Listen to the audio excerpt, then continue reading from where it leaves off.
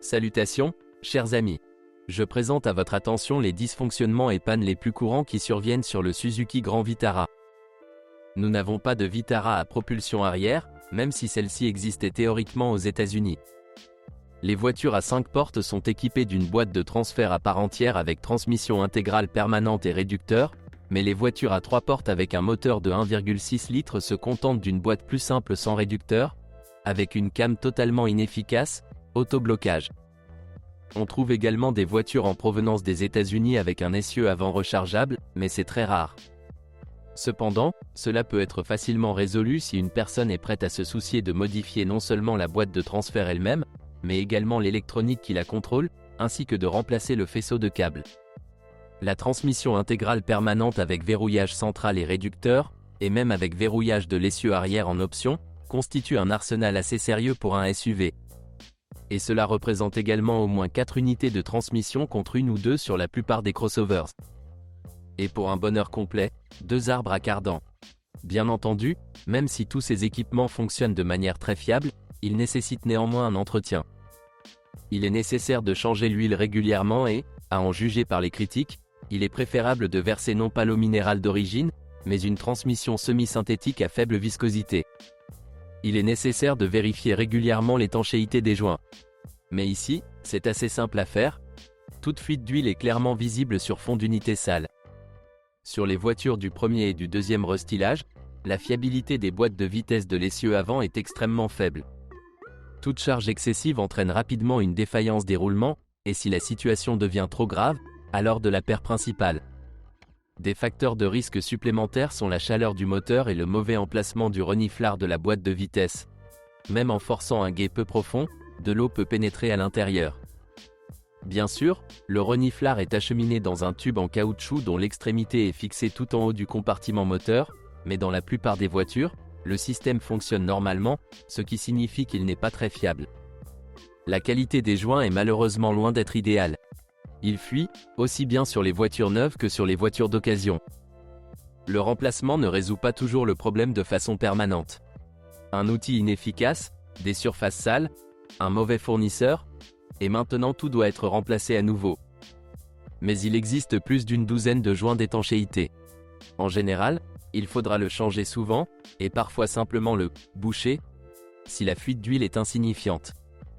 Les arbres de transmission ici ne sont en fait pas vraiment des arbres de transmission.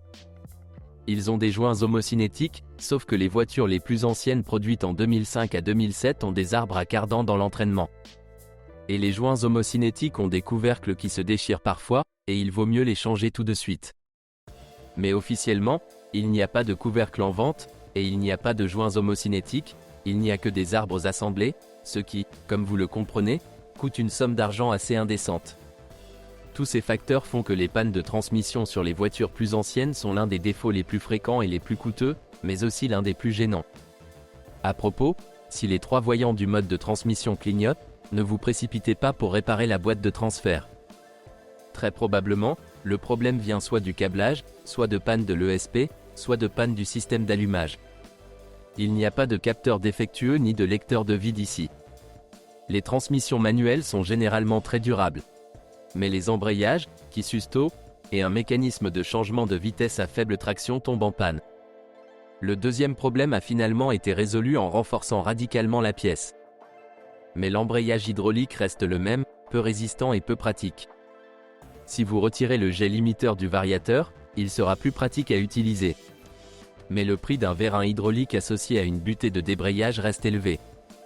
Il peut être facilement endommagé si l'embrayage est mal installé, et l'embrayage lui-même est encore plutôt faible et nécessite une manipulation très prudente. La plupart des propriétaires devront le changer tous les 60 à 80 000 km. On parvient rarement à en faire rouler plus de 150 000 sur un seul jeu, et le risque n'est pas justifié. Lorsque le disque s'use, le panier se brise très facilement, ce qui entraîne des coûts supplémentaires. De plus, l'opération de remplacement de l'embrayage est coûteuse et traumatisante. Si vous le retirez négligemment, il est facile d'endommager le câblage ou autre chose. Mais sinon, les voitures à transmission manuelle n'ont pas de difficultés sérieuses. Il ne faut pas non plus s'attendre à des surprises particulières avec la transmission automatique. Suzuki a installé 2 transmissions automatiques Aisin sur le Grand Vitara, toutes deux appartenant à la meilleure série Toyota. Avec des moteurs de 1,6, 2,0 et 2,4 litres, et parfois de 2,7 litres, la boîte de vitesse à 4 vitesses A44DE, également connue sous le nom d'AO0372, était utilisée. Si vous ne vous en souvenez pas, c'est exactement ce qui a été installé sur les Previa et Mark II à propulsion arrière. Et avec des moteurs de 2,7 et 3,2 litres destinés au marché américain, ils ont commencé à installer un TB50LS, Aisin A750F à 5 vitesses plus avancées. Il s'agit également d'une série Toyota, et on la retrouve également sur les Lexus LX 470, Toyota Tundra et bien d'autres voitures de ce constructeur. Toutes les boîtes sont très durables et fiables, capables de supporter plus que le moteur et la voiture entière avec un bon entretien.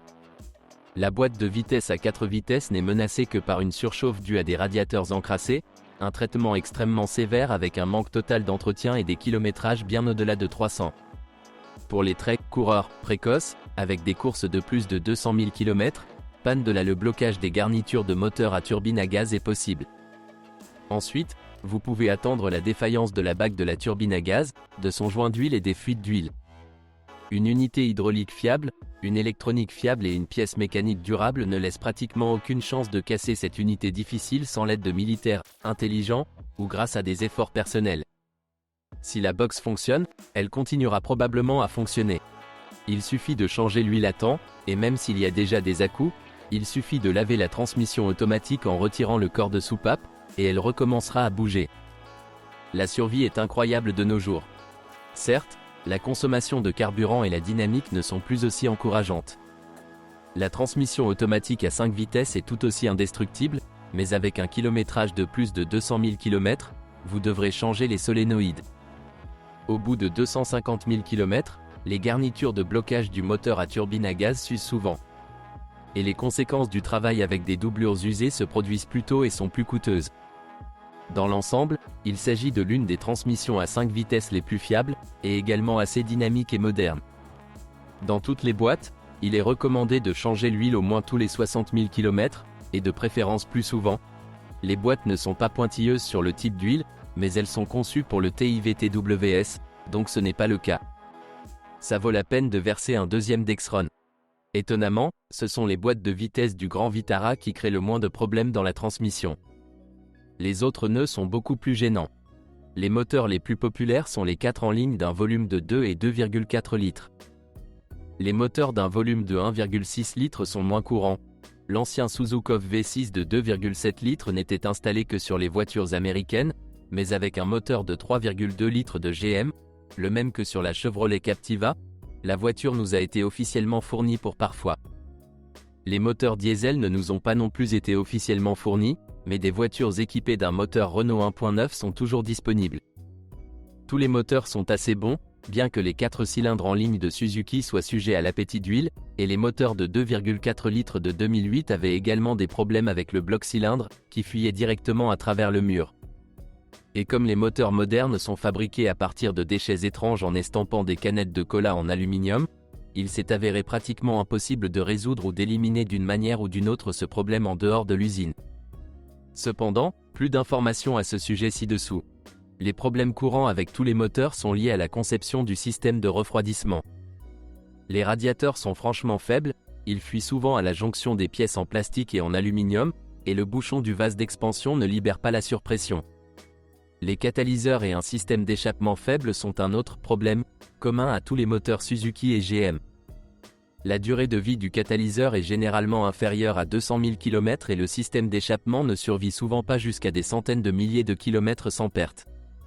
Bien sûr, les premières à souffrir sont les voitures qui roulent dans la boue et hors route, mais même dans les voitures à fonctionnement purement urbain, le système d'échappement semble déjà totalement imprescriptible au cours de la 5e ou 6e année de service. Les fuites d'huile dues à un système de ventilation du carter très simple et aux meilleurs joints d'huile sur les 4 en ligne sont également un problème courant, particulièrement ennuyeux est la faiblesse du joint d'huile de Villebrequin arrière. Pour le remplacer, vous devrez retirer la boîte de vitesse. Le moteur à essence de 2 litres est le plus courant. Le design est très ancien. La série J20A, JB420A a été installée sur la génération précédente du modèle. Ce moteur est à 16 soupapes, avec un entraînement par chaîne de distribution et est assez fiable. Certes, son personnage n'est pas très adapté à une voiture lourde. Malgré la présence d'un déphaseur sur l'arbre d'admission, il n'y a pas assez de poussée à bas régime, mais les sommets sont assez vifs. La durée de vie du groupe de pistons est assez décente, environ 250 à 300 000 km avant révision. Mais c'est si vous évitez les pertes d'huile excessives à cause des joints de soupape et des fuites. Il ne peut pas tolérer de faibles niveaux d'huile et effondre les chemises sous garantie, endommageant le vilebrequin et les arcades de bloc. Les moteurs en marche préfèrent une huile plus épaisse, au moins SAE 40. La pression sur les moteurs dont le kilométrage est supérieur à 100,5 peut ne plus être suffisante, ce qui entraîne une usure accélérée des chemises de vilebrequin. Les joints de soupape et les joints SPI sont un point sensible. Ils devront être changés assez souvent. Après des centaines de milliers de kilomètres, il est recommandé de remplacer les bouchons pour éviter la coquefaction des segments de piston. En même temps, cela vaut la peine de nettoyer le collecteur d'admission, il devient également très sale. À un kilométrage de 200 000, une révision complète du moteur est recommandée, et le groupe de pistons peut encore être en excellent état, mais la culasse nécessitera presque certainement des réparations sérieuses. Heureusement, le moteur est très réparable. Il existe des tailles de réparation pour presque toutes les pièces d'usure, et les pièces de rechange ne coûtent pas une fortune. Et 2 tailles de réparation de piston ne sont que des vacances de nos jours, même si elles sont rarement nécessaires. Dans une bonne situation, vous pouvez vous débrouiller en réparant la culasse et en remplaçant les chemises, et le groupe de pistons supportera encore 100 à 1500 km. La ressource de la chaîne de distribution ne peut pas être qualifiée de gigantesque, mais elle dure généralement entre 120 et 150 000, ce qui est un bon indicateur des temps modernes. L'essentiel est que vous n'ayez pas à vous soucier des dérapages précoces de la chaîne. Bien que des cas de bruit parasite apparaissant dans la courroie de distribution avec des kilométrages inférieurs à 100 000 se produisent encore, ils n'entraînent pas toujours le remplacement de la chaîne et des tendeurs. Les modules d'allumage et les bougies d'allumage nécessitent une attention constante. Sinon, la consommation augmente et la dynamique diminue considérablement. Les pointes de bougies d'allumage faibles nécessitent un entretien annuel et les bougies d'allumage doivent être remplacées. De plus, le moteur est parfois capable de « manger » l'iridium denso, auquel il a droit pour une raison quelconque selon son passeport. Cela est particulièrement vrai pour les moteurs fonctionnant à l'essence à indice d'octane de 92. Il est donc fortement recommandé de vérifier et de remplacer les bougies d'allumage tous les 30 000 km. Il n'est pas non plus nécessaire de faire des folies avec du platine ou de l'iridium. Les NGK classiques ne fonctionnent pas plus mal. Le moteur de 2,4 litres est très similaire à son petit frère, mais possède plusieurs fonctionnalités. Premièrement, le bloc est neuf et n'est pas moulé, mais estampé à partir d'aluminium recyclé. Et jusqu'en 2008, un robot en usine resserrait les goujons de culasse. Il semblerait, quel est le lien? C'est simple, le matériau s'est avéré faible et le bloc a commencé à fuir avec le temps. Un problème typique est une fuite d'antigel de la chemise de refroidissement sous le collecteur d'échappement. Une fuite d'huile est moins courante. Il ne sera pas possible de souder une fissure avec précision. L'aluminium extrudé ne retient pas la soudure et de telles procédures ne sont pas recommandées en raison de la déformation thermique. Percer et installer un patch, soudé à froid, comme cela se fait sur des blocs en fonte, ne fonctionnera pas non plus, le bloc est faible et les vibrations desserreront rapidement le patch. Habituellement, le bloc est simplement remplacé. De plus, l'assemblage du bloc de tir change. C'est exactement l'opération qui a été effectuée sur toutes les voitures sous garantie, mais il n'y a eu aucune entreprise de rappel, il est donc possible de rencontrer une voiture avec une fuite sur le côté. Une autre nuance est le manque de dimension de réparation pour le groupe piston. Ce n'est pas un problème critique, car les pistons sont bon marché et les chemises peuvent être retirées avec de l'azote liquide et remplacées. Et les matériaux sont assez durables. La durée de vie du groupe de pistons en fonctionnement normal est supérieure à 300 000 km. Le vilebrequin a une taille de réparation, mais la culasse doit également être remplacée lorsqu'elle est usée. Cependant, il existe toujours des options ici. En général, le moteur est également assez réussi, et plaît même avec une poussée plus élevée, ce qui fait tellement défaut à une machine lourde. Mais encore une fois, son caractère est torsionnel, rapide. Le petit moteur de 1,6 litres du JB416 à 3 portes est similaire à bien des égards à son frère de 2 litres. Il n'est pas considéré comme particulièrement problématique, mais en vieillissant, il commence également à souffrir d'un appétit gras, ce qui peut entraîner de graves dommages. les moteurs V6 conviennent bien mieux à la voiture.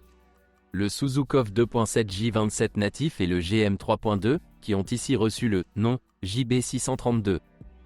Mais ils sont trop rares. Le PV6 de Suzuki est un peu plus gênant. Premièrement, la durée de vie de la chaîne de distribution est ici loin d'être illimitée, mais si un bruit apparaît sur la culasse droite, vous devez immédiatement changer l'ensemble du jeu de chaîne de distribution. Il a tendance à sauter, ce qui fait que les soupapes de l'une des culasses se plient et sur la seconde elles fonctionnent normalement, donc le mécanisme de distribution est déjà conçu. Habituellement, les conséquences sont encore pires qu'en cas de coupure du circuit. Le moteur continue de tourner, arrachant les têtes de soupape et broyant les pistons et les cylindres. Il n'y aura plus rien à réparer là-bas. Les avantages sont la disponibilité de tailles de réparation et d'une ressource commune. Tout est assez compliqué avec les pièces détachées. De telles machines ne nous ont pas été fournies et il y en a peu au Japon. Cependant, il y a un paragraphe entier ci-dessous sur les caractéristiques des moteurs contractuels. Pour la plupart des voitures japonaises, vous pouvez facilement acheter des unités sous contrat au Japon. Cela signifie une haute qualité garantie et un prix bas pour les moteurs. Mais dans le cas de Suzuki, quelque chose s'est mal passé. Les moteurs 2,0, 2,4 et 2,7 litres sont difficiles à acheter à moindre coût. Vous devrez réparer le moteur, mais seulement s'il y a quelque chose à réparer. De plus, un assez grand nombre de versions du groupe bloc et piston causeront beaucoup de problèmes. L'absence de trous de montage dans le bloc et une culasse complètement différente peuvent être une surprise désagréable pour ceux qui remplacent l'ensemble du groupe motopropulseur. De manière générale, en termes de pièces détachées, Suzuki n'est pas une voiture japonaise typique. C'est peut-être une vision de la partie européenne de la Russie, mais tout est différent pour vous? Existe-t-il des spécialistes capables de sélectionner la bonne unité et des vendeurs qui la vendent pour quelques centimes? Peut-être. Mais cela vaut vraiment la peine d'avertir les futurs propriétaires de cette nuance. Les moteurs diesel Renault sont rares, mais les quelques critiques indiquent que leurs performances sont très médiocres, voire pires. C'est ici que les informations sur les problèmes de la Suzuki Grand Vitara ont été épuisées. Si vous en savez plus ou n'êtes pas d'accord avec ce que vous avez entendu, je vous attends dans les commentaires.